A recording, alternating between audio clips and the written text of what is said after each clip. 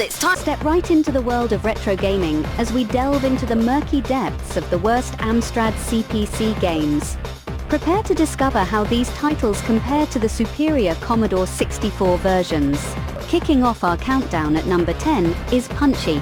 This was one of the first games played on the Commodore 64, and it showcased the coding and musical talents of David Whittaker brilliantly. On the Commodore, it's a delightful Punch and Judy-themed Hunchback game, while on the Amstrad it's merely mediocre.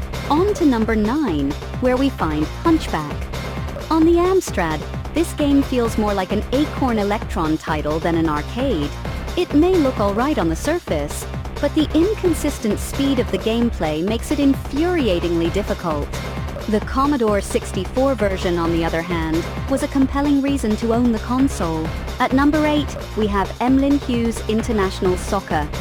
The graphics resemble a cheap, 4-color newspaper page, and the sound is forgettable. The Commodore 64 version outshines it with better graphics, smoother gameplay, and more responsive controls. In 7th place, we find Black Tiger. This game not only sports ZX Spectrum graphics, but it also runs at half the speed of the Spectrum version. The Commodore 64 version might not be the best game in the world, but it's a beacon of light compared to this slapdash Amstrad conversion. At number 6, we have Beachhead. The Commodore 64 version is reminiscent of an old World War II movie, while the Amstrad version feels like watching that movie in slow motion with hissing sound. Sliding into the 5th spot is Nemesis. This game isn't a garish ZX Spectrum port like Salamander, but the inconsistent game speed makes it challenging. The Commodore 64 version, with its smooth scrolling, responsive controls, and superior graphics and sound, is miles ahead. In 4th place, we have International Karate.